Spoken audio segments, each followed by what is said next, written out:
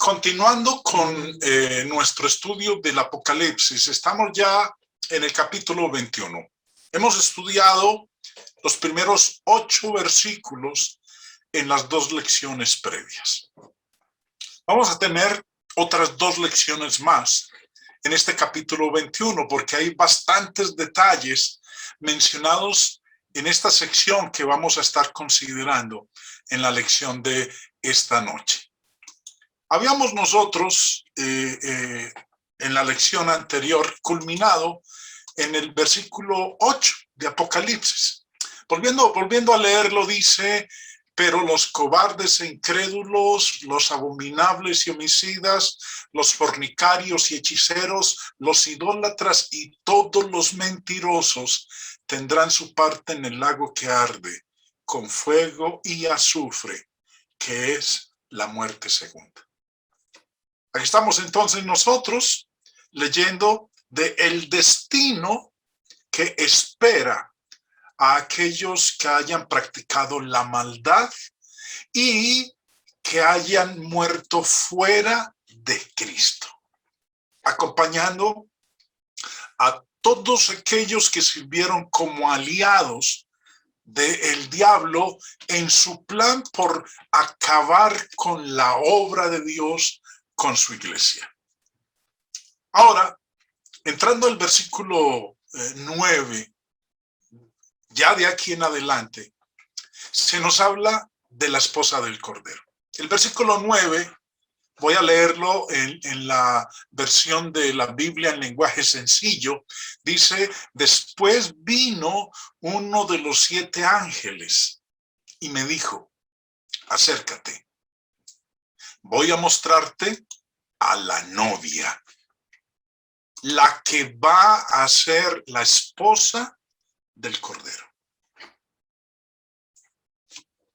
Recordarán ustedes, cuando estábamos en el capítulo 17, se introdujo a la novia del Cordero, a la desposada, a la que se va a convertir en su esposa. Devolviéndonos al capítulo 19, allá se nos anunciaba que habían llegado las bodas del Cordero. Versos 7 al 10 dice, capítulo 19 de Apocalipsis: gocémonos y alegrémonos y démosle gloria, porque han llegado las bodas del Cordero y su esposa se ha preparado. Y ella se le ha concedido, y a ella se le ha concedido que se vista de lino fino, limpio y resplandeciente, porque el lino fino es las acciones justas de los santos. Y el ángel me dijo: escribe, bienaventurados los que son llamados a la cena de las bodas del Cordero. Y me dijo: estas palabras son verdaderas de Dios. Nuevamente, aquí en el capítulo 21, vuelve y se reanuda la discusión, pero ahora con más detalle con respecto a la desposada, la esposa del Cordero. Me gusta mucho como lo expresa, una vez más vuelvo y lo repito, como está vertido el verso en su parte final en la Biblia en lenguaje sencillo. El ángel le dice a Juan: voy a mostrarte a la novia, la que va a ser la esposa del Cordero. Ahora, lo que nos está mostrando aquí, hermanos, tengámoslo bien presente, es que el Señor Jesús aún no se ha casado con su novia. Están comprometidos en matrimonio. Jesús y la iglesia aún no se han casado, están desposados, no viven como marido y mujer. Jesús, cuando retorne por segunda vez, viene a casarse con su novia, con la iglesia, y es ahí cuando se la va a llevar a vivir con él, como su esposa. Mientras tanto, ellos no viven juntos. Recuerden unas palabras del Señor Jesús en el Evangelio de Juan, capítulo 14, cuando él dijo: en la casa de mi Padre muchas moradas hay. Voy pues a preparar lugar para vosotros, para que donde yo esté, vosotros también estéis. ¿Qué es lo que ha venido haciendo nuestro Señor durante estos 2000 años? Preparando el lugar a donde va a llevar a aquella que se va a convertir en su esposa cuando él retorne por segunda vez. Entonces, como decía hace un momento, aquí en el capítulo 21, verso 9, se reanuda ahora con más detalle la discusión sobre la novia del Cordero, que ya fue introducida en el capítulo 19, como acabamos de leer en los versos que estuvimos mostrando aquí en la pantalla. Bueno, el versículo 10, y es interesante como lo expresa la Biblia textual. Dice versículo 10: y me llevó en espíritu. Ese ángel que le dijo: ven acá y te mostraré la desposada, la esposa del Cordero. Dice aquí Juan que ese ángel lo llevó en espíritu a un monte grande y alto y le mostró la ciudad santa de Jerusalén descendiendo del cielo de Dios. A través de el instrumento milagroso del Espíritu, Juan fue llevado al mejor punto de vista posible para contemplar la ciudad santa en su glorificada forma celestial. No fue transportado corporalmente. En cambio, lo vio todo en una visión. Mira cómo dice, empezando el verso 10, me llevó en espíritu. No fue llevado, no fue transportado en forma física, en forma corpórea. En lugar de ver a una mujer hermosa, vestida con ropas nupciales, como era de esperar, se le muestra la ciudad santa de Jerusalén descendiendo del cielo de parte de Dios. Me imagino que eso era lo que Juan no estaba esperando, ver la ciudad santa de Jerusalén. Porque devolviéndonos al verso 9, el ángel le había dicho: voy a mostrarte a la novia, la que va a ser la desposada del Cordero. Y cuando le habló de esa manera, es probable que Juan haya pensado: voy a ver a una mujer, la voy a ver en su hermosísimo atavío de mujer prometida que va a casarse con el Señor. Pero en lugar de eso, ¿qué es lo que ve? Ve una ciudad. Me mostró, el ángel, dice Juan, me mostró la ciudad santa de Jerusalén.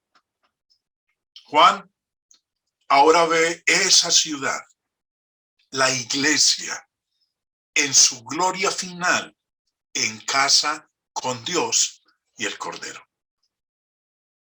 La frase Nueva Jerusalén aparece solo 2 veces en las Escrituras. Y lo interesante es que ocurre solamente en el libro del Apocalipsis. Ahora, en esto que nosotros estamos observando, hermanos, es la continuación de la descripción de esa desposada que desciende del cielo, de Dios. Así como el evangelio no es según hombre, no es de abajo, el evangelio no es de origen humano, así es con la Jerusalén celestial. Desciende del cielo de Dios. Esta ciudad santa no es de origen humano, no es de diseño ni concepción humana. El hombre no la ha construido. El arquitecto y constructor, como dice la carta a los Hebreos en el capítulo 11, el arquitecto y el constructor de esta ciudad santa de Jerusalén es Dios. Por ello, si Dios es su arquitecto, si Dios es su constructor, la perfección de ella es absoluta. Lo que vamos a ver de aquí en adelante, a partir del verso 11, es la descripción externa de la ciudad. Ahora, antes de continuar al verso 11, debemos tener en cuenta nuevamente que Juan describe visiones y trata con símbolos.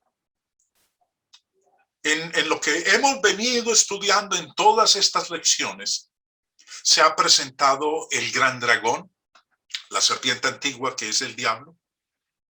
Se ha presentado una mujer radiante, una gran bestia con 7 cabezas y 10 cuernos. Se ha presentado otra bestia con 2 cuernos y una voz de dragón. Se han presentado las copas de la ira de Dios. Se ha presentado una gran ramera, una batalla decisiva, una resurrección espiritual, 1000 años y un lago de fuego. Ninguno de estos aspectos que se ha presentado en todo lo que hemos venido estudiando no se debe interpretar literalmente, sino que representan entidades, fuerzas y conflictos espirituales reales. Si retrocedemos al primer capítulo de Apocalipsis, el mismo primer verso de Apocalipsis nos dice de primera mano que el libro de Apocalipsis se compone de señales, de símbolos, no de cuestiones literales. Volviendo a leer el verso 1, dice Apocalipsis 1:1, la revelación de Jesucristo que Dios le dio para manifestar a sus siervos las cosas que deben suceder pronto, y la declaró. Esa revelación la declaró. La palabra declarar, recordemos, hermanos, que hemos venido hablando de esto en muchas oportunidades, en distintas lecciones que hemos presentado aquí de Apocalipsis, que la palabra declaró significa dar una señal, dar a entender. La palabra original es la palabra semaíno en griego, y el señor Vine en su diccionario griego nos dice que el término declarar significa dar una señal, indicar, dar a entender. O como lo dice el señor Thayer en su léxico griego-inglés, dice dar una señal, dar a entender, indicar. Eso es hacer saber. Vamos a leer este verso 1, primer versículo de Apocalipsis. Vamos a leerlo en 2 versiones distintas a la Reina Valera. La Reina Valera del 60 usa el término declaró, pero la Biblia latinoamericana, que en un momento vamos a leer, usa otro término. Pero el señor Rice Summers, en su comentario Digno es el Cordero, hablando de la expresión en el verso 1 y la declaró, dice, la palabra traducida declaró quiere decir mostrar por signos. Al hacer esta explicación comenzamos a entrar en la consideración de la naturaleza del libro. Es una revelación.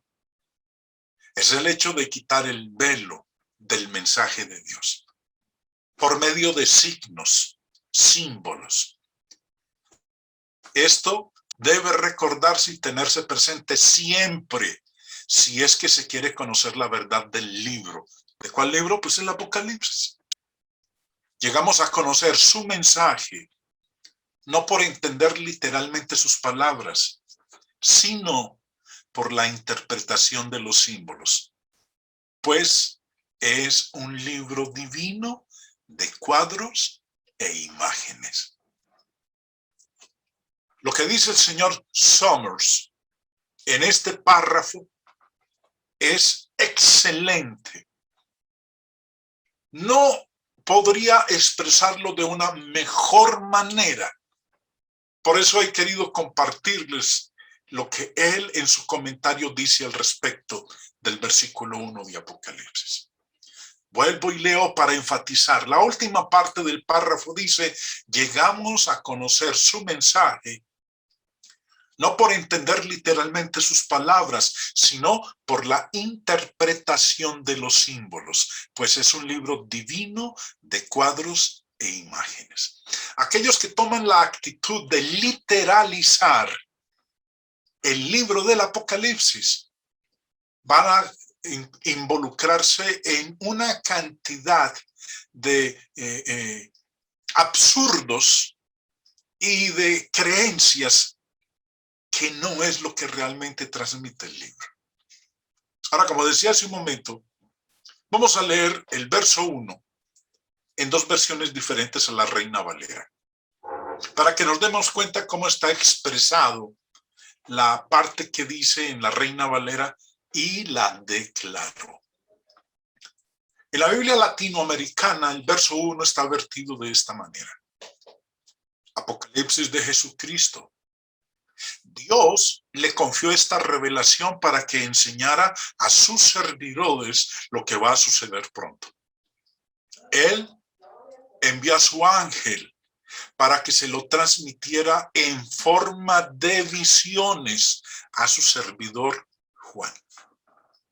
Y es exacto lo que dice ahí, porque todo lo que hemos venido nosotros observando en lo que Juan nos viene hablando, él dice: y vi. Y a medida que uno avanza dice: y vi, y luego vi, y se me mostró, porque fueron una serie de visiones la que él estuvo recibiendo.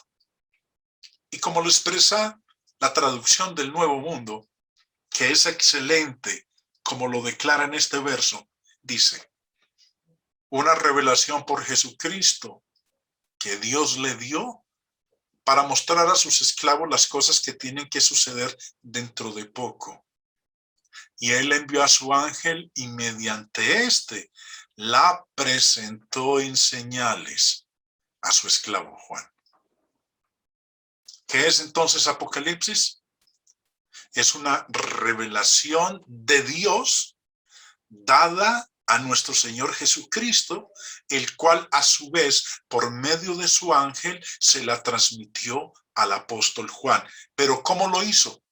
Por medio de señales. Eso es Apocalipsis. Un libro de símbolos, un libro de señales, un libro de figuras. Por eso nos equivocamos cuando tratamos nosotros de literalizar el libro. Bueno, volvamos donde íbamos.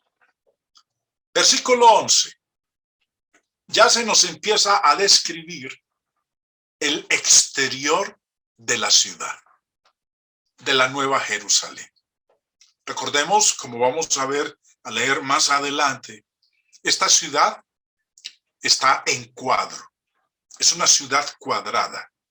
Por eso hay un grupo religioso que se llama la Iglesia Cuadrangular, que toman su nombre del capítulo 21 de Apocalipsis, porque cuando se describe aquí a la Nueva Jerusalén, se dice que ella está en cuadro, o sea, pues es una ciudad cuadrada, cuadrangular. Versículo 11 empieza a darnos a nosotros detalles de cómo es exteriormente la ciudad. Dice: teniendo la gloria de Dios, y su fulgor era semejante a una piedra de jaspe, diáfana como el cristal. Empieza diciendo que esta ciudad tiene la gloria de Dios. Primera parte del verso 11. Esta Jerusalén que desciende del cielo tiene la gloria de Dios. Y el pensamiento enfático aquí es que esta ciudad se vuelve gloriosa por la gloria de Dios que la llena. Cuando en el Antiguo Testamento Dios le dio la instrucción a Moisés de construir el tabernáculo en el desierto, nos habla de que lo mismo ocurrió. En Éxodo capítulo 40, cuando ellos estaban allá en el desierto, habían construido el tabernáculo, nos dice en Éxodo 40, verso 34, entonces una nube cubrió el tabernáculo de reunión y la gloria de Jehová llenó el tabernáculo. Y lo mismo ocurrió cuando Salomón construyó el templo. Primera de Reyes 8:11, y no voy a leer el texto, lo he colocado ahí como referencia, si usted está tomando apuntes, para que lea cómo el templo de Salomón, también cuando Salomón lo inauguró, lo dedicó a Dios, la gloria de Jehová llenó el templo. Así que ahora, su gloria, la gloria de Dios en plenitud, llena la santa ciudad, la nueva Jerusalén. Nos dice también aquí en este pasaje que el fulgor de la nueva Jerusalén era semejante al de una piedra preciosísima como piedra de jaspe, diáfana como el cristal. El jaspe, esta piedra preciosa que nos dice aquí el verso 11, es la misma piedra que representaba a Dios en el capítulo 4. Recuerden que Juan dice que en el Espíritu él fue llevado al cielo y vio una puerta abierta, y cuando observa a través de esa puerta abierta ve un trono establecido en el cielo, y en el trono uno sentado. Y ese que está sentado en ese trono es el Dios Padre Todopoderoso. Y nos dice ahí, volviendo allá al capítulo 4, estamos retrocediendo muchos capítulos, estamos en el 21, pero hace muchas semanas, varios meses, el año pasado, estuvimos estudiando detalladamente el capítulo 4. Y en el verso 3 dice, y el aspecto del que estaba sentado era semejante a piedra de jaspe y de cornalina. Y había alrededor del trono un arco iris semejante en aspecto a la esmeralda. Los eruditos generalmente han concluido que en Apocalipsis la piedra de jaspe es lo mismo que un diamante. La belleza y la grandeza de la ciudad reflejan la gloria de Dios. Su luz brillante es pura, porque el Señor Dios da la luz. Recuerden que, y lo vamos a estudiar en el capítulo 22, que en esa ciudad no hay necesidad de sol, no hay necesidad de luna, porque Dios es la lumbrera de esa ciudad. Bueno, pasando ahora al versículo 12, nos dice, recuerde que estamos estudiando la descripción que Juan nos está presentando de cómo es la ciudad en lo exterior. La próxima lección vamos a empezar a ver los aspectos de la ciudad, pero ya en su interior, cómo es por dentro. Ahora, mientras tanto, estamos en la descripción que se nos da por la parte de afuera, en su exterior. Dice el versículo 12, tenía un muro grande y alto con 12 puertas, y en las puertas 12 ángeles, y nombres inscritos, que son los de las 12 tribus de los hijos de Israel. Como decía al inicio de la lección, Hay muchos detalles mencionados en esta parte inicial, en la descripción del exterior de la ciudad. Por eso no voy a correr, porque quiero que los analicemos a cada uno de ellos para que comprendamos lo mejor posible lo que Juan nos está mostrando con esta descripción. Dice, tenía un muro grande y alto con 12 puertas. Recuerden, en el versículo 2 habíamos leído nosotros, y esta es, hace 3 semanas estuvimos estudiando esta parte, y en el versículo 2 dice Juan, yo Juan vi la santa ciudad, la nueva Jerusalén, descender del cielo de Dios, dispuesta como una esposa ataviada para su marido. Este tema de la santa ciudad, la nueva Jerusalén, ahora se reanuda en el versículo 12. Y nos dice que tenía un muro grande y alto. En los días de Juan, ninguna ciudad podía perdurar sin una muralla fuerte que la protegiera.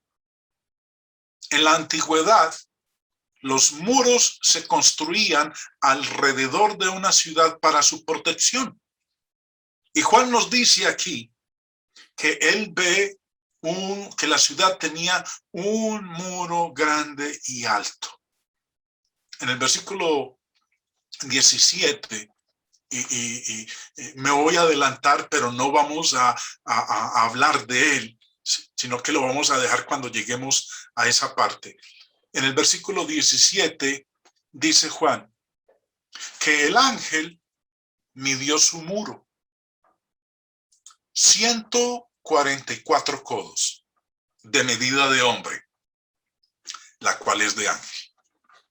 Ahora, cuando estemos en la sección de comentarios y preguntas, no me voy a hacer la pregunta de qué quiere decir medida de hombre, la cual es de ángel, porque lo vamos a ver cuando lleguemos al versículo 17. Mientras tanto, solamente estamos en el 12. Así que se van a tener que aguantar, hermanos, hasta cuando lleguemos en nuestra próxima lección al versículo 17 para entender esto de los 144 codos, la medida de hombre, la cual es medida de ángel, pero cuando lleguemos allá. Entonces, Juan nos dice que tenía un muro grande y alto. Ahora, en esta visión, el muro no es necesario como protección contra el asalto del exterior. ¿Por qué no es necesario? Porque ya estudiamos en el capítulo 20, capítulo 19 y capítulo 20, que todos los enemigos del pueblo de Dios ahora están destruidos. Han sido arrojados al lago de fuego. Pero el muro completa el cuadro simbólico de absoluta y perfecta seguridad de los que están dentro de la ciudad y de su completa e inexpugnable comunión con Dios. Aunque el muro, dice Juan, es grande, es alto, no se nos especifica su altura. El muro, dice Juan, tiene 12 portales, tiene 12 puertas, 3 en cada uno de los 4 lados. Recuerden que la ciudad está establecida en cuadro, es una ciudad cuadrangular. Y grandes torres de puertas como las que se construían en las murallas de la ciudad de ese día es lo que él nos está escribiendo aquí. En la visión de Juan, las puertas son portales de entrada, identificados con las 12 tribus de Israel y por los cuales cada uno entra en la ciudad. Al hablar de 12 puertas, 3 por cada lado, como vamos a leer ahora en el versículo 13, estar con puertas, 3 puertas por cada lado, simbolizan que la entrada a la gran ciudad, a la santa ciudad, a la nueva Jerusalén, va a ser una entrada abundante. Como lo dice el apóstol Pedro en su segunda carta, capítulo 1, dice, porque de esta manera, versículo 11, porque de esta manera os será otorgada amplia y generosa entrada en el reino eterno de nuestro Señor y Salvador Jesucristo. Nosotros sabemos que aquellos lugares que tienen solamente una puerta de acceso y cuando hay una gran multitud, lo difícil que se convierte en ingresar al lugar donde uno va. Pero para ingresar aquí a la Nueva Jerusalén se nos está mostrando que la entrada no tiene obstáculos, la entrada es generosa. Por eso dice, se otorgará amplia y generosa entrada en el reino de nuestro Señor Jesucristo. Por eso 12 puertas simbolizan una entrada abundante. Sigue diciendo, y en las puertas, 12 ángeles. 12 ángeles que guardan las puertas. ¿Y qué hacen ellos en esas puertas? Bueno, se aseguran de que nadie entre en la ciudad excepto aquellos que han guardado sus vestiduras. Ustedes recordarán que cuando Adán y Eva pecaron, fueron expulsados del paraíso. Y Dios puso querubines y una espada encendida que se revolvía por todas partes a fin de evitar el acceso al paraíso y particularmente al árbol de la vida. Bueno, aquí la función de los ángeles es asegurarse de que nadie entre en la ciudad, sino aquellos que han guardado sus vestiduras.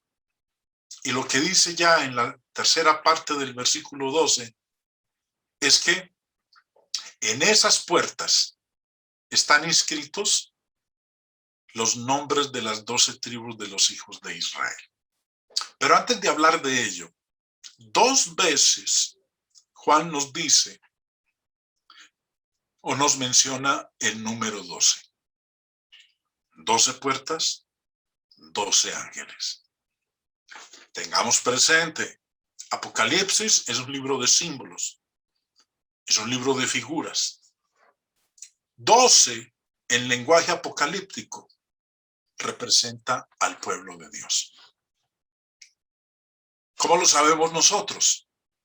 El pueblo de Dios en el Antiguo Testamento es descrito como las 12 tribus de los hijos de Israel.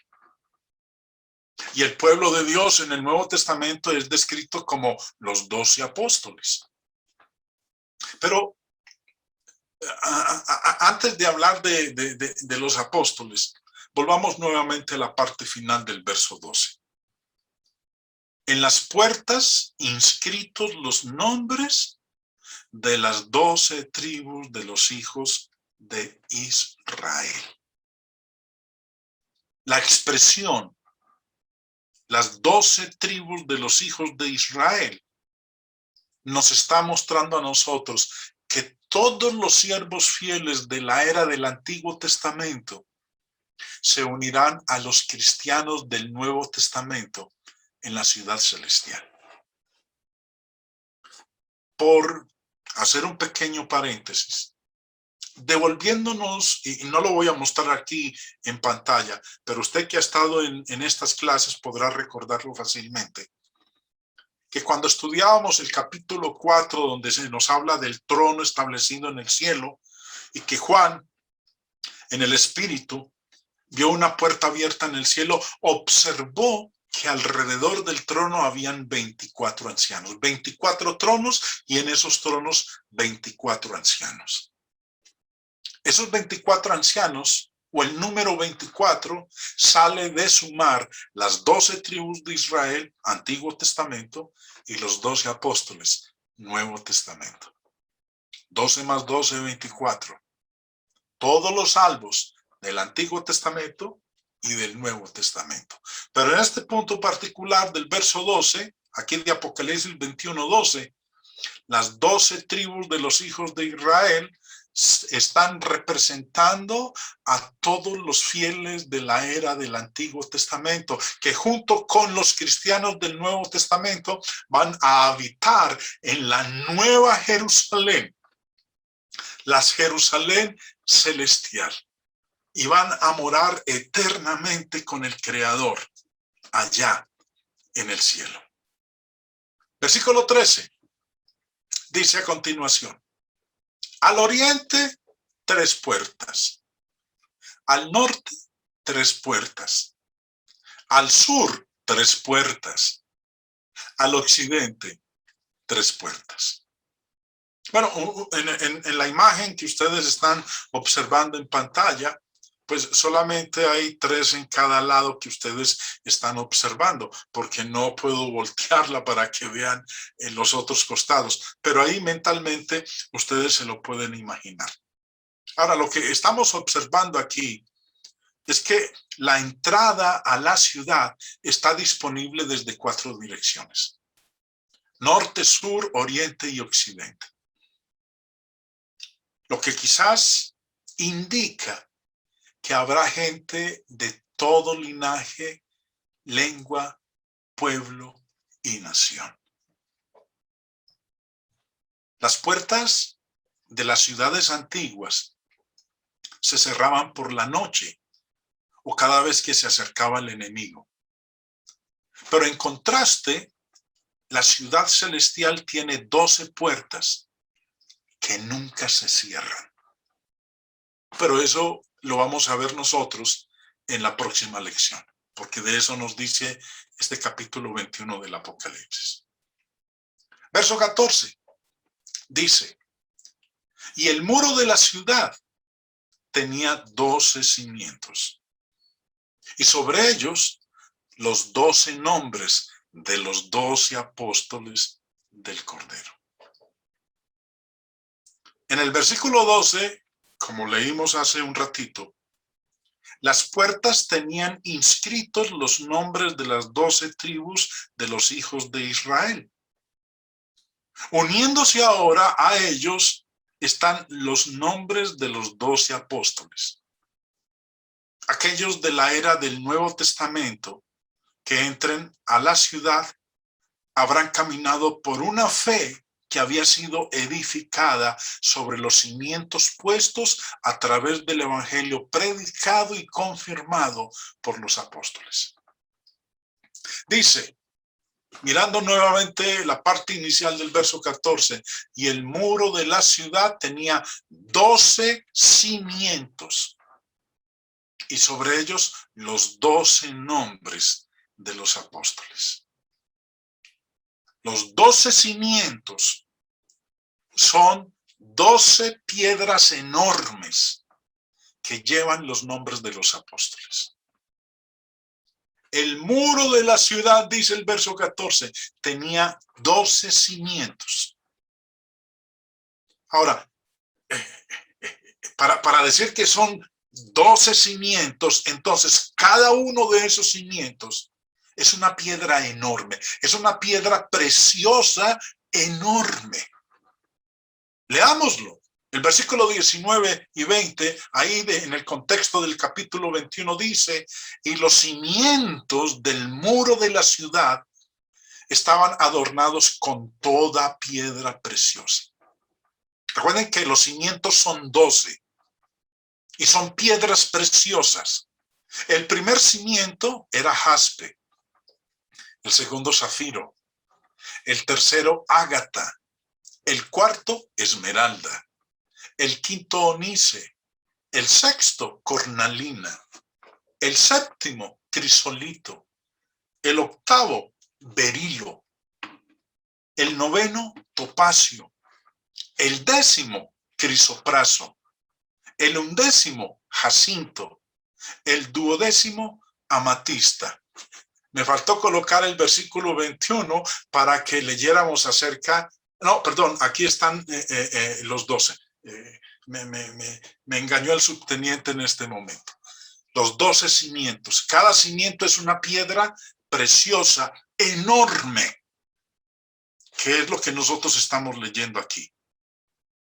Ahora, con puertas que llevan los nombres de las 12 tribus y las piedras de los cimientos que llevan los nombres de los 12 apóstoles. Esto simplemente nos dice que todos los siervos fieles de la era del Nuevo Testamento estarán en la ciudad celestial. Los 12 apóstoles en Apocalipsis simbolizan, representan todos los salvos del Nuevo Testamento. Y las 12 tribus de Israel mencionadas en el versículo 12 representan o simbolizan a todos los salvos del Nuevo Testamento. Hasta aquí, hermanos. Vamos a llegar hasta aquí en esta parte de la lección de hoy.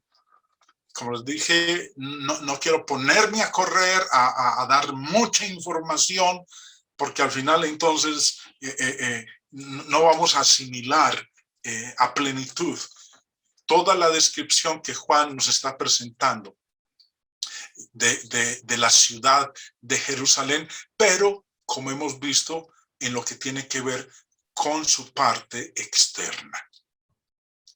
Los invito para la próxima lección, en donde vamos a continuar con el resto de la descripción de la parte externa, en donde se nos habla de que se toma una caña de medir de oro para medir la ciudad. Se miden sus puertas, se mide el muro. Se nos dice que la ciudad está establecida en cuadro, que su longitud es igual a la anchura. Se nos dice exactamente cuánto mide. Y nos vamos a sorprender, hermanos, del tamaño cuando lo coloquemos en medidas nuestras actuales, como nosotros las usamos. El tamaño impresionante de la Nueva Jerusalén. Pero eso va a formar parte de nuestra próxima lección. Les quiero recordar una vez más que todas estas lecciones las estamos subiendo en nuestra página web, El Ancla del Evangelio, y también en nuestro canal en YouTube, El Ancla del Evangelio.